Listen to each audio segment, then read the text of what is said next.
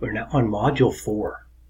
The Half-Blood Prince is our focus. The main themes, freedom and determination, or humility. You see a video there embedded that you can get a quick overview of it again, but you've just watched it. It should be fresh in your mind.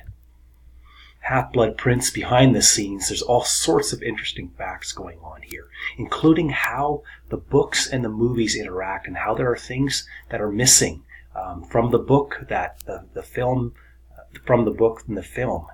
And later you can see the deleted scenes in the very end, extra, and very interesting, the things that are missing. And even though it is one of the greatest films, it's so good, such a good film, there's things missing, and people who know the books will know the difference of what's going on here. Some quotes of interest. "Let us step into the night," Dumbledore says, "and pursue that flighty temptress adventure." He has a very strong sense of adventure, of freedom, and that he has a purpose. Dumbledore says people find it far easier to forgive others for being wrong than being right. One of his things that he is very aware of. "The thing about growing up with Fred and George," said Ginny thoughtfully, "is that you sort of start thinking anything's possible if you've got enough nerve." Great quote towards the idea of freedom. "I'm not worried, Harry," said Dumbledore, his voice a little stronger despite the freezing water. "I am with you." Maybe you hear echoes there. I am with you. There's a lot of echoes of that in the scriptural story where Jesus says, "I am with you." And at one point, Dumbledore is with Harry, and Dumbledore says he is with Harry. "I am with you." But then you see the mentor passing on the mantle to his protege, and you also see it with Harry. Very interesting. The humility you see in Dumbledore here as well. Some theme thoughts, again, and then reading reflections and our also lens practice. This is a perplexing question, the idea of freedom and determination. If you really want to put yourself into a conundrum, mentally, theologically, philosophically, ask yourself the question, are we really free? On some level, we know instinctually we're not puppets, we're not being controlled. And yet when you wonder about the world and about the way things are, you have come into some challenging thoughts. This book, Paradoxology, in the video that's embedded there, can help you to grapple with one idea that's so important in understanding the scriptural story and even life. The idea of paradox and bringing things together and learning to live in mystery. The Bible allows for both of these truths to be present, that we are free and that life has a sense of purpose and an end. It's an incredible thing to see together.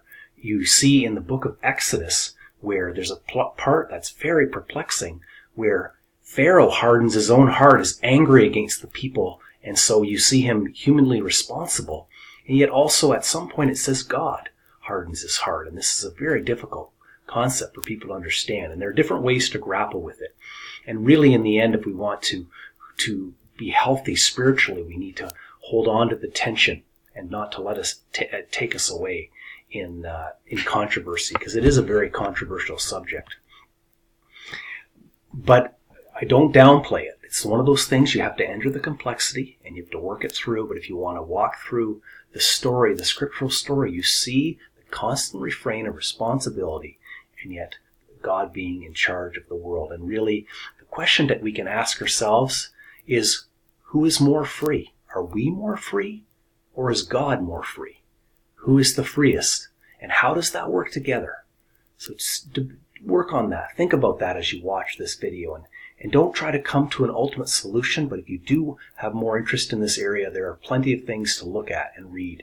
And I'm very happy to refer them to you, as this is something within my chaplaincy. A lot of students will come in and say, how does this work together? And throwing up hands in the air. Another theme thought, freedom and determination, destiny and death. What about death? Because that's where it really comes down to. Are we free? Is it determined? Are we responsible? Is God in charge of the world? Who's in charge of death?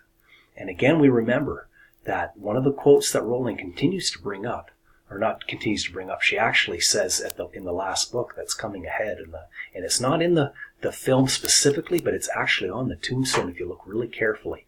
The last enemy to be destroyed is death. So is God free enough to destroy death, to even use death, to be in charge of death?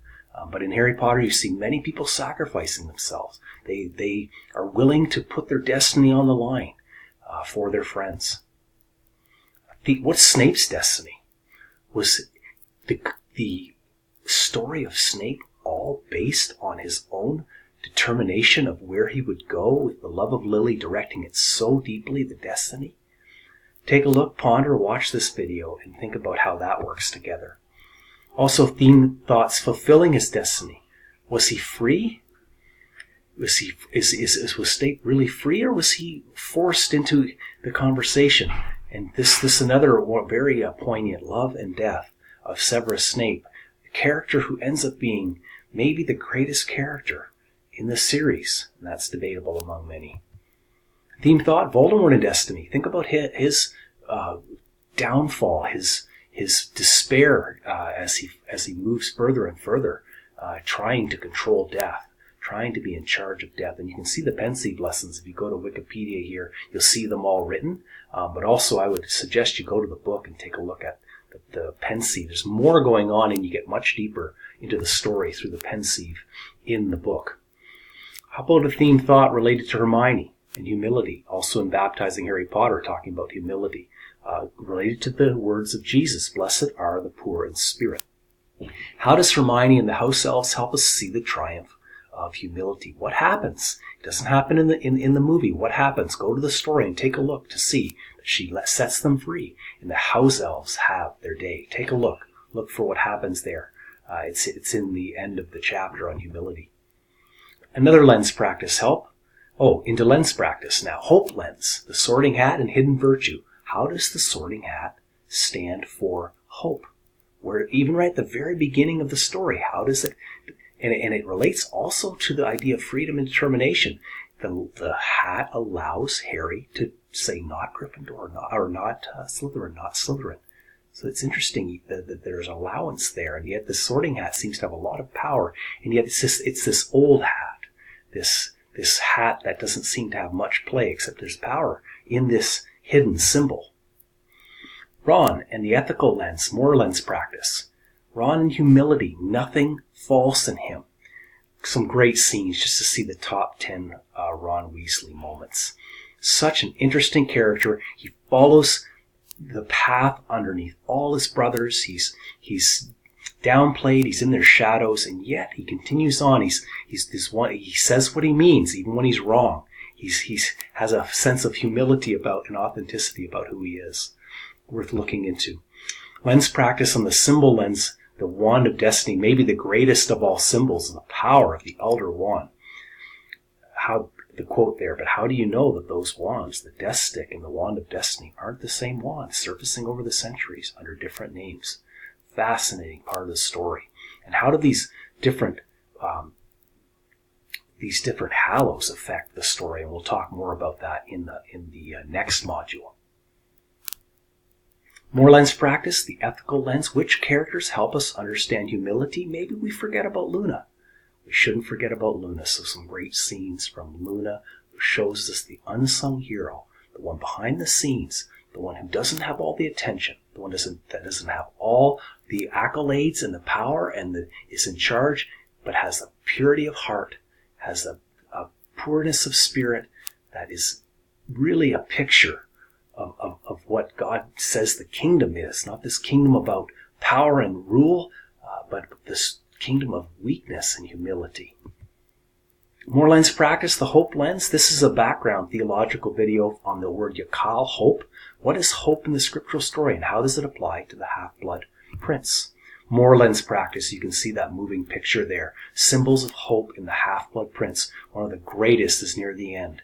The amazing light that shines in the darkness. What other ones? Where else do you see hope? When you see Dumbledore and Harry in the cave, when you see the conversations that occur, when you see the memories, where is the hope? Dig deeper into that lens.